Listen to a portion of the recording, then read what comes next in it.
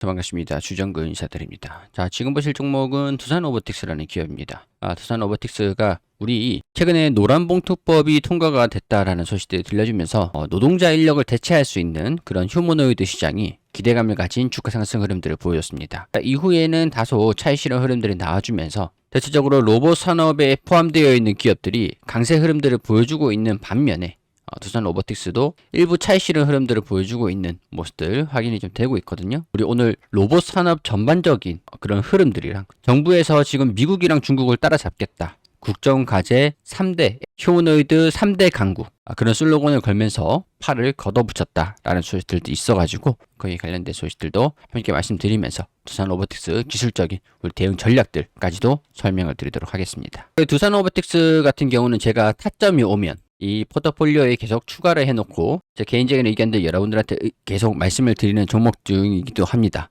종목이기도 한데 항상 주식이라는 게 상승하기만 할 수는 없잖아요. 이렇게 하락하는 종목들이 있으면 상승하는 종목들도 있고 이렇게 한번 하락하는 손실 구간에 터치를 해서 하락으로 표시가 됐다면 다시 이렇게 접근을 해가지고 마이너스 10%를 56%로 가지고 오는 그런 식으로 계속 관리를 하고 있습니다. 두산로보틱스도 마찬가지예요. 두산로보틱스도 6월 4일에 45% 정도 상승했고 물론 이제 50% 이상 올라간 종목들도 많으나 두산로보틱스 같은 경우에는 타점을 좀 잘 받았었던 그런 상태였었고 최근에는 8월 8일에 이 종목들로 추가를 해가지고 6.8% 정도 상승을 했지만 바로 전일은 66,200원까지 상승을 했어요. 근데 오늘 살짝 조정을 받고 있는 모습들을 보여주고 있죠. 일단은 저는 8만원 부근까지는 장기적으로 보고 있는 상태이긴 합니다. 8만원까지 좀 올라와 준다고 하면은 30%인데 30%를 도달할 수 있을지는 저와 같이 함께 구독, 좋아요 해주시면서 지켜봐 주시면 될 것 같습니다. 이 포트폴리오 같은 경우는 우리 VIP만 진행을 하는 게 아니라 우리 시청자 분들이시라면 누구나 전부 다 들어와서 확인하실 수가 있습니다. 우리 영상 하단에 댓글 링크 클릭하시면 해당 페이지가 나오는데 우리 장중에 종목들 안내드리는 단기 스윙 위주로 안내드리는 공부방 들어오시고 싶으신 분들은 해당 링크 클릭해서 바로 들어오시면 되시고 이 포트폴리오 보시고 싶으신 분들은 해당 링크 이 페이지에서 이 포트폴리오 링크 클릭하시면은 들어오셔서 확인이 가능합니다. 다른 조건들이 필요하진 않아요. 다만 구독하셨든 안 하셨든 간에 이 선호하는 스타일 제가 참고할 수 있도록 그리고 원하시는 혜택 이런 것들 설문조사 참여해 주시면은 감사하겠습니다. 몇 가지 설명을 드려야 될 것 같은데 일단은 두산로보틱스 같은 경우에는 협동 로봇 시장에서 글로벌 3위에서 4위를 왔다 갔다 하는 그런 기업이에요. 이 협동 로봇이라는 거는 이런 식으로 물류를 이동을 시키거나 적재를 시키던가 이렇게 사람과 협동을 할 수 있는 로봇을 말합니다. 근데 아직까지는 스스로 판단할 수 없는 협동 로봇이죠. 두산로보틱스 같은 경우는 사람 팔의 역할을 하는 이런 협동 로봇을 가지고 여기에 솔루션에 맞는 용접 기구를 설치를 하면은 용접 로봇이 되는 거고 집게 모양을 설치를 하면은 물류 이동 그런 로봇이 되는 거고 이 하나의 협동 로봇인데 이런 식으로 물류도 적재하고 구별을 하고 이런 식으로 진행을 하는데 지금은 사실 바코드를 체크를 하고 고정되어 있는 좌표값으로 움직이는 게 한계예요. 인공지능을 접목하면은 인공지능 협동 로봇이 되지만 그렇게 고도화는 안타깝게도 되어 있지 않은 상태입니다. 그걸 연구를 하고 있는 게 현재 시점인데 휴머노이드에서 이 협동 로봇이라고 하면은 휴머노이드 로봇에서 사람 팔에 해당하는 그런 로봇이 되겠죠. 예를 들어서 지금은 고정되어 있는 좌표값으로 왔다 갔다 하면서 움직이는데 거기 사람이 한번 탁 충격을 주던가 근처에 사람이 지나가는 그런 상태라면 좌표값에 사람이 치일 수도 있고 끼일 수도 있고 그런 안전사고가 발생할 가능성이 있기 때문에 사람이랑 같이 협동할 수 있는 현장에서 같이 협동할 수 있는 거는 제한적인 상황입니다. 하지만 인공지능이 사람이 지나가는구나 그런 센서가 아니라 주변에 이제 사람들이 움직이는 것들을 보면서 이 사람이 이걸 하네? 그럼 나는 이걸 해야지. 스스로 판단을 할 수 있다라고 하면은 그게 진짜 AI를 접목하면서 이 앞으로의 차세대 협동 로봇을 주도할 수 있는 그런 기술이 될 수 있을 거라고 보고 있습니다. 일반적으로 이런 협동 로봇 같은 경우에는 공장에서 단체로 한 30개, 40개 이런 규모로 좀 들어가는 편이에요. 비용 같은 경우에도 휴머노이드 로봇보다는 지금 휴머노이드가 판매가 되고 있지는 않으니까 아무래도 공장에 납품하는 거다 보니까 자동차 한 대를 파느냐 아니면은 자동차를 생산할 수 있는 이 로봇을 협동 로봇을 파느냐. 약간 통상적으로 이런 협동 로봇 같은 경우나 로봇 같은 경우가 사람 한 명의 인건비를 대체할 수 있는 비용이라고 보시면 됩니다. 연봉을 대체할 수 있는 비용이라고 보시면 돼요. 보통 이제 공장에 주로 납품이 되다 보니까 고객사가 주로 북미 쪽이라든가 국내사의 국내 공장들에 고객사를 두고 있는 상황이었습니다. 자, 한국에서 미국으로 수출을 하는데 우리 관세가 최근에 문제가 많이 많았었잖아요. 관세 협상들이 떠들썩했잖아요. 관세 협상이 아직까지 행정명령에 서명하지는 않았기 때문에 확실하게 확정이 된 건 없습니다. 그렇기 때문에 미국에 있는 공장에서 한국의 두산 로보틱스의 협동 로봇을 구매를 하려고 하다 보니까 이 관세가 얼마가 될지 불확실하기 때문에 주문을 좀 지연을 시켰던가 수주를 이제 취소를 한다던가 그런 이제 상황들이 발생이 되기도 했어요. 그래서 일시적으로 두산 로보틱스가 재고가 좀 늘어나면서 적자가 좀 확대가 됐었던 그런 상태가 진행이 되기도 했었거든요. 근데 이런 것들은 북미 쪽에 있는 원엑시아 최근에 인수한다고 했었죠. 이 9월 말까지는 인수가 마무리가 되면서 이 3분기 실적의 일부 연결 실적으로 반영이 될 예정이라고 합니다. 원엑시아가 로봇 솔루션을, 협동 로봇 솔루션이라든가 제조 솔루션을 가지고 있는 그런 기업이기 때문에 북미 쪽에 공장을 가지고 있고 이런 북미 쪽에 두산 로보틱스의 협력사죠. 두산 밥캣과의 영업 채널을 공유하면서 원엑시아를 통한 관세가 없는 그런 공급을 할 수 있기 때문에 글로벌 3위, 4위에 해당되는 경쟁력을 갖고 있는 기술력을 가지고 있는 두산 로보틱스가 원엑시아를 통한 납품으로 이제 연계 실적으로 두산 로보틱스로 반영이 되는 게 온전하게 반영되는 게 4분기부터 라고 보시면 됩니다. 자, 그러면 4분기 이후부터 이런 적자가 축소가 될 가능성들이 높겠죠. 왜 3분기가 아니냐? 3분기까지는 아무래도 온전한 원엑시아의 연결 매출을 반영되는 게 불가능하다고 보시면 되고 시기적으로도 인수를 하는 시기적으로도 그리고 원엑시아를 인수를 하면서 인수 비용들 일회성 비용이 여러 가지로 부과가 됐을 것이라고 보기 때문에 적자가 확대가 되지 않기를 바라는 상황이에요. 그래서 이 4분기부터는 적자가 축소가 된다. 자, 그럼 시기적으로 봤을 때 이 3분기에 적자가 지속이 되고 있고 물론 4분기에도 적자가 나오긴 하겠지만 3분기 대비해서 적자가 이렇게 반등이 나온다고 한다면 3분기 때가 가장 저평가되어 있는 그런 가격이 될 가능성도 높겠죠. 물론 이제 차후에 원엑시아하고 두산 밥캣하고 영업 채널을 확대시키면서 원엑시아가 북미 쪽에서 성장을 하는 모습들을 보여준다면 이 연결 실적으로 반영되면서 장기적으로는 흑자를 기록할 가능성들이 이런 시기가 빨리 와주기를 바라고 있는 상황이라고 할 수 있을 것 같아요. 그래서 지금 연간 실적을 보자면 2025년도, 2026년도 영업이익이 4,400억이 적자가 났었다가 230억, 135억 적자가 이제 축소가 된다는 게 원엑시아 인수로 인해서 이런 전망 컨센서스가 변경이 됐고 2027년도는 연결 실적으로서 영업이익이 증가될 거다 이렇게 보고 있는 흑자 시점을 2027년도쯤으로 보고 있는 겁니다. 협동 로봇은 이 정도까지 말씀을 드리고 이 인공지능에 대한 말씀을 드려야 될 것 같은데 여기서 피지컬 AI라는 용어가 등장합니다. 이 피지컬 AI라는 거는 물리법칙, 사람 수준의 의사 판단. 미국의 일부 기업들은 지금 이 피지컬 AI를 접목한 이거를 산업적으로 사용을 하고 있는 기업들도 일부 있다고 전에 듣긴 했었는데 이 물리법칙을 이해한다. 사람 수준의 의사 판단을 한다. 그러면 이 협동 로봇도 그렇고 사람의 인력을 대체할 수 있는 휴머노이드도 그렇고 이제 사람과 같은 한 공간에서 같이 작업을 할 수 있다라는 거죠. 아까 말씀드렸던 단순히 이 센서 근처에 사람이 다가오면 뭔가가 감지게 되면 알람이 띠 울리면서 멈추는 게 아니라 카메라로 사람이 어떤 행동을 하는지 판단을 해서 사람이 저런 작업을 하면은 나는 플랜 B 작업으로 가고 그런 식으로 판단할 수 있는 협동 로봇이 오면은 공장이 굉장히 효율적으로 돌아갈 수 있겠죠. 더군다나 이런 것들은 노동력을 대체할 수 있는 생산성으로 직결되는 그런 기업 입장에서는 이제 물류 비용을 생산 비용을 줄일 수 있는 그런 방식으로 메리트가 다가갈 거라고 보고 있습니다. 자, 휴머노이드도 마찬가지죠.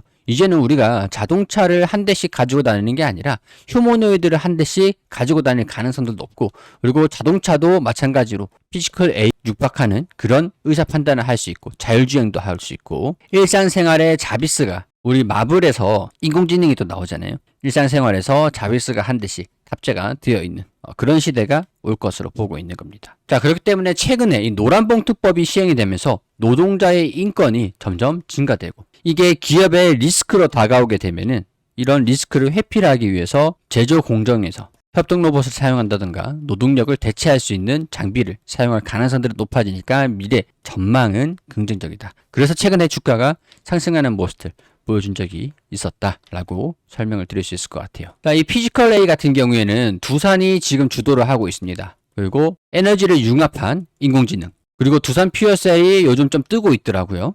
수소를 가지고 에너지를 생산하고 데이터 센터로 보내서 이 피지컬 L을 가지고 이런 친환경적인 에너지를 가지고 인공지능을 활용을 하는, 그러니까 이런 식으로 두산 퓨어셀이 좀 뜨고 있는 모습들을 보여주고 있고, 그리고 두산 밥캣 같은 경우는 현금 창출력이 지금 뛰어납니다. 그러니까 돈이 쩐이 많죠. 쩐이 많다 보니까 두산 로보틱스가 합병을 할 수 없었지만, 합병은 못했지만 같이 합작회사는 만들 수가 있어요. 이 뛰어난 현금 창출력을 가지고 AI 전문 기업을 만든다. 로보틱스 같은 경우에는 휴머노이드, 협동 로봇 이런 제조 라이센스를 가지고 하고, 두산 밥캣 같은 경우에도 우리 하부주행체 이 건설기계다 보니까 건설기계에서 로보틱스는 팔이고 두뇌는 두산이고 머리는 두산이고, 그리고 움직인 동력은 건설기계, 이런 것들로 해서 다 같은 기업을 만들 수 있다라는 긍정적인 기대감이에요. 일단은 밥캣이 AI 기업을 인수하는 지분 어느 정도 인수를 해서 두산 로보틱스하고 두산이랑 합작해서 투자를 하면은 이 거대한 인공지능 휴머노이드 기업이 탄생이 되는 거죠. 그럼 이 기업이 원액시아를 인수를 했을 때처럼 두산 로보틱스로 연계 실적으로 반영이 될 수 있을 가능성들이 있고, 이 두산그룹의 중추가 되면서 에너지 산업도 그렇고 휴머노이드도 그렇고 건설기계도 그렇고, 요즘은 사무실에 앉아가지고 모니터를 보고 조이스틱을 움직이면서 건설기계를 조작한다고 하더라고요. 미국 같은 경우는 그렇게 하고 있다고 합니다. 자, 두산 밥캣의 미래 성장 모멘텀도 A인 만큼 이 그룹사 전반으로도 마지막 퍼즐로 보고 있는 겁니다. 자, 그런 와중에 국정과제로도 휴머노이드 로봇 양산에 대한 얘기들이 나와줬거든요. 여기 보시면 산업통상자원부가 주력으로 산업의 경쟁력 강화를 위해서 미래 신산업 육성을 위한 인공지능 대전환 지원 작업에 본격 착수한다. 글로벌 AI 혁신을 선도하는 미국과 중국을 따라잡기 위해서 팔을 걷었다. AI 대전환 15대 선도 프로젝트. 자, 제조 공정에 AI를 접목하고 휴머노이드 로봇 등 피지컬 AI 육성을 위한 전략을 수립한다. 산업 AX를 위한 구체적인 정책 과제를 만들어서 낼 예정이다. 지금 두산 로보틱스는 실용적인 휴머노이드 기업으로 변모하고 있다고 합니다. 비록 단기적인 업황 둔화로 인해서 영업이익과 매출액 자체가 줄고 있는 모습을 보이고 있지만, 이런 로봇 수요의 구조적 폭증기에 대비해 기술 혁신과 솔루션 중심의 사업 전환을 성공적으로 준비하고 있다고 평가를 하고 있다고 해요. 첫 번째, 로봇 판매를 넘어서 팔레타이징, 그러니까 물류를 적재하는 로봇이죠. 그리고 용접하는 로봇. 수요가 많은 공정 위주로 표준화된 턴키 솔루션 사업을 확대를 하고 있고, 두 번째, 7월에 인수한 미국 물류 자동화 솔루션 기업 원엑시아, 이런 시스템 통합업체를 인수하는 M&A를 통해서 솔루션 산업의 속도를 높이고 있다. 자, 물류 자동화라는 것들이잖아요. 이게 로봇을 해당 공장 공정에 맞게 시스템을 통합하는 그런 솔루션 기업이라는 거죠. 로봇을 단순히 판매를 하는 것이 끝나는 게 아니라 제조의 효율성을 위해서 이런 솔루션을 통해서 시스템을 통합시키는, 공장의 효율성을 높여주는 그런 작업이라고 보시면 됩니다. AI의 바로 전 단계 자동화 과정이라고 보시면 될 것 같아요. 그리고 두산 밥캣의 마케팅 채널하고 북미 지역 판매 서비스 네트워크를 강화하고 있다. 그리고 AI하고 휴머노이드 관련 전문 인력을 대규모로 채용을 하면서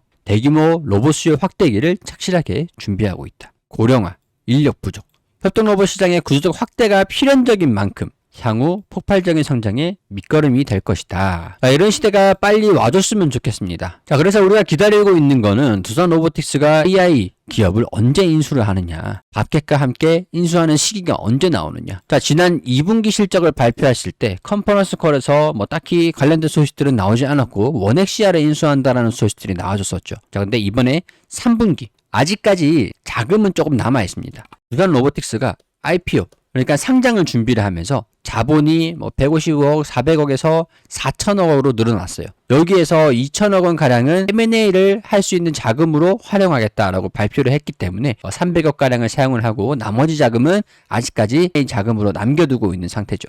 그렇기 때문에 AI에 대한 AI 기업 인수에 대한 소식들이 나와줄 수는 있는데 2분기에는 원엑시아 인수가 마무리되고 그게 이제 결정이 된 게 3분기에 인수가 끝나겠죠. 마무리가 되겠죠. 그럼 이제 3분기 실적을 발표할 이 4분기 시점, 이제 3분기는 다 지나가잖아요. 4분기에 이 3분기 실적을 발표를 합니다. 시기적으로. 2분기에 1분기 실적을 발표하고 이 3분기에 2분기 실적을 발표하고, 이게 확정이 되면은 다음 분기에 이걸 발표를 하는 시기예요. 그러니까 이번에 3분기 실적을 발표할 이 4분기, 이때 두산 밥캣과 함께 이 컨퍼런스 두산 그룹 차원에서 인수에 대한 관련된 소식들이 나와줄 수 있기 때문에 여기에 따라서 우리가 3분기 실적 발표 때 관련 소식들이 나와주기를 개인적으로 기대를 하고 있는 상태입니다. 일단 이런 소식들로 인해서 두산 로보틱스가 기대감들이 계속 유지가 되고는 있지만 아직까지는 주가가 상단 분량의 이 상단의 저항 구간을 확실하게 돌파를 하는 모습들을 보여주기에는 힘이 강도가 조금 약하긴 해요.